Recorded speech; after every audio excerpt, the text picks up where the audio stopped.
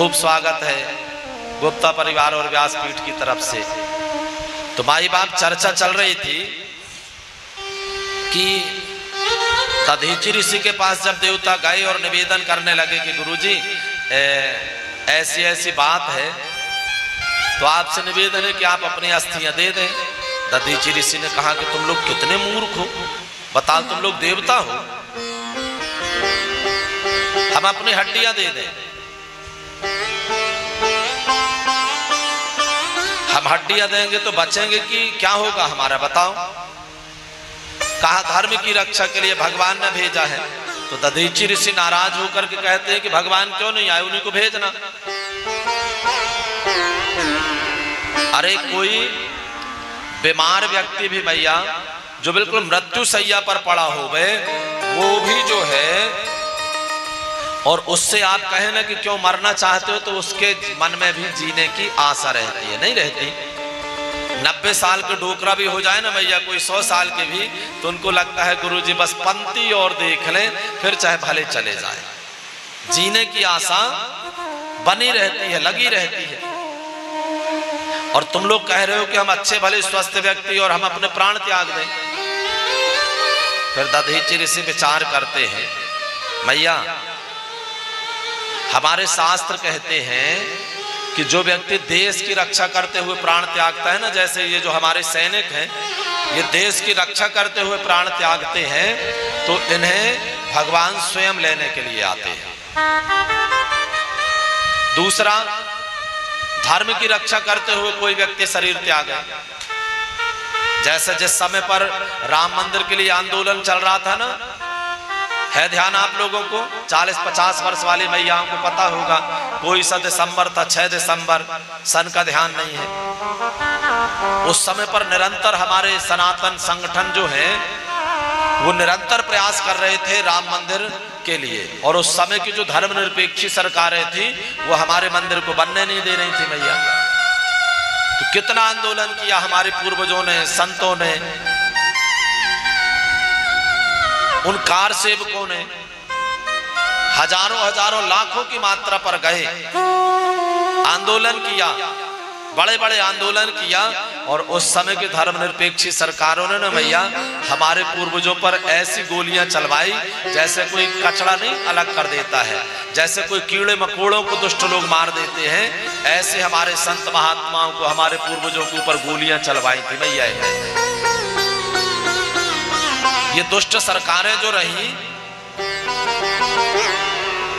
इन सब ने हमारे सनातन धर्मियों के ऊपर इतने अत्याचार किए, राम मंदिर नहीं बनने पावे, राम मंदिर नहीं बनने पावे।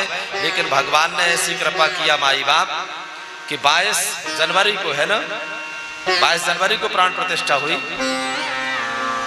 हमारे उन सब पूर्वजों का जिन्होंने राम मंदिर के लिए आंदोलन किया, हमारे उन ऋषियों ने जिनने अपने प्राणों की आहुति दिया, उन सब के लिए ना भैया एक बार हाथ उठा करके सभी लोग जयकारा लगाएंगे, ठीक है। बोलिए राघवेंद्र सरकार की। तो उन सब ने प्राण त्यागे, किसकी रक्षा के लिए? धर्म की रक्षा के लिए। भगवान कहते हैं जो धर्म की रक्षा के लिए, गैया मैया की रक्षा के लिए, ब्राह्मणों की रक्षा के लिए मंदिर बन रहे हो, उसकी रक्षा करने के लिए अपने प्राण त्याग दे।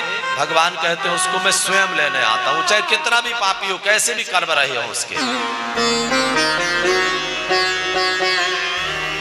तो दधीचि ऋषि ने विचार किया कि हम भजन क्यों करते हैं भैया, इसलिए कि भगवान मिल जाए, है कि नहीं। तो कब तक सालों भजन करते रहेंगे, क्यों परेशान हो।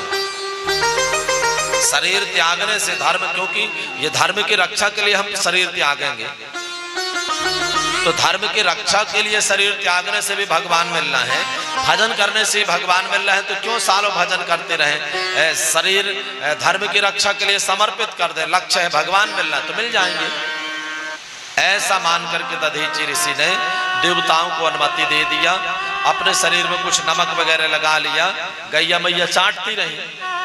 जब शरीर में केवल अस्थियां बस बची, तब देवता अस्थियां लेकर के गए। विश्वकर्मा जी ने उसका एक वज्र बना दिया। अब इंद्र वज्र लेकर के और सारे देवता गए लड़ने के लिए वृत्रासुर से। तो वृत्रासुर भी जब लड़ने के लिए आया और जैसे ही सामने इंद्र को देखा, इंद्र के हाथ में वज्र देखा, तो वृत्रासुर को भगवान की स्तुति हो आई। आहा, देखते ही उसे भगवान दिखने लग गए। वृत्रासुर हाथ जोड़ करके कहने लग गया, प्रभु जी अहम हरे तब पादैक मूलम दासानुदासो भवतास्मि भूयः। हाथ जोड़ करके भगवान से कहने लग गया कि प्रभु जी, जीवन में बस आपसे इतनी कृपा चाहते हैं, इतना अनुग्रह चाहते हैं कि आप अपनी शरणागति स्वीकार कर दें। अच्छा, मान लो आपको लगता हो कि मैं उस लायक नहीं हूं, उसके हिसाब से पात्र नहीं हूं कि आपकी सेवा कर सकूं, तो प्रभु जी कम से कम इतनी कृपा कर दीजिए कि अपने दासों का दास बना दीजिए। अपना दास अगर नहीं बना पाए तो जो आपके दास है ना, उनका दास बना दीजिए। दासानुदासो भवतास्मि भूयः। हे प्रभु, मन केवल आपके चरणों में लगा रहे, निरंतर प्रीति बढ़ती रहे। और मन कैसा लगे आपके चरणों में जानते हैं, बतलाया, मुझे कोई कामना नहीं है, न नाक पृष्ठम न च पारमेष्ठम न सार्वभौमम न रसाधिपत्यम। कोई कामना नहीं प्रभु जी।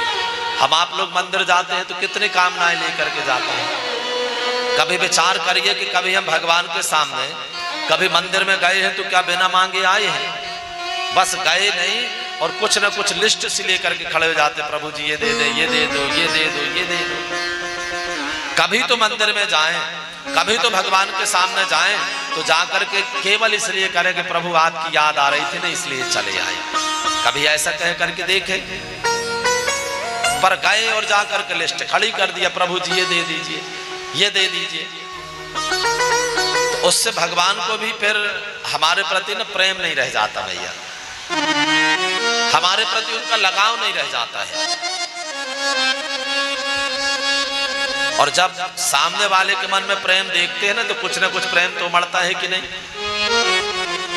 तो ऐसे जब हम भगवान के सामने बार बार जाकर के कहेंगे, प्रभु जी आपकी याद बहुत आती है, घर में मन नहीं लगता। अच्छा, आप झूठ भी कह रहे हो ना भैया, झूठ मूठ भी कहते रहे तो भगवान कहते हैं कि यार कहो तो झूठी तो कहो कि आई लव माई कृष्णा, कुछ तो कहो। अच्छा, क्योंकि भगवान तो हृदय में बैठे हैं, सब कुछ जानते हैं। पर कई बार भैया उसी बात को झूठ बोलते बोलते ना क्या हो जाता है, मन उस तरफ लगने लगता है। भगवान से हम झूठ मूठ भी कहते रहेंगे ना, प्रभु जी आपके बिना घर में मन नहीं लगता, आपकी बहुत याद आती है, हमको कोई नहीं लगता संसार में। अच्छा, एक दिन आएगा भैया ऐसा कि भगवान आपके फिर मन को नहीं देखेंगे कि ये सफेद झूठ बोल रहा है ना, कहेंगे अच्छा आओ अपने गले से लगा लेंगे। बकी के विषय में जानते हैं ना, कल कथा सुनेंगे हम। बकी मने पूतना, उसका अंतर्मन साफ था क्या? नहीं था। अंदर से तो भगवान को मारने के लिए आई थी, ऊपरी मन से मां बनने का नाटक कर रही थी, दुग्धपान करा रही थी जैसे मां दुग्धपान कराती है। तो झूठा मूठा नाटक करने के कारण भी और भगवान को कष्ट देने के लिए आई है, लेकिन इसके बाद भी भगवान ने उसको मां बना करके बुलाया कि नहीं, है ना? तो विचार करिए भैया, हम झूठ मूठ भी कहेंगे ना भगवान से तो भगवान सही मान करके गले से लगा लेंगे। और झूठ तो रोज बोलते ही हैं हम आप लोग भगवान से, प्रभु जी बस इतनी कृपा कर दें, फिर तो बस आपकी सेवा करना है। कृपा हुई नहीं कि मंदिर में जाते नहीं, देखने नहीं जाता। जब तक जाएंगे मंदिर, जब तक भगवान के आगे पीछे होंगे, जब तक काम ना बन जाए। और काम निकला सो दुख बिसरा, फिर याद नहीं रहती भगवान। तो इंद्र के सामने वृत्रासुर हाथ जोड़ करके खड़ा कह रहा है कि प्रभु जी कोई कामना नहीं, कोई इच्छा नहीं है, बस इतनी कृपा कर दीजिए, अजात पक्षा एवं मातरम खगा। जैसे नवजात पक्षी होता है ना, जिसके अभी पंख नहीं जमे, वो केवल माँ के आश्रय में रहता है।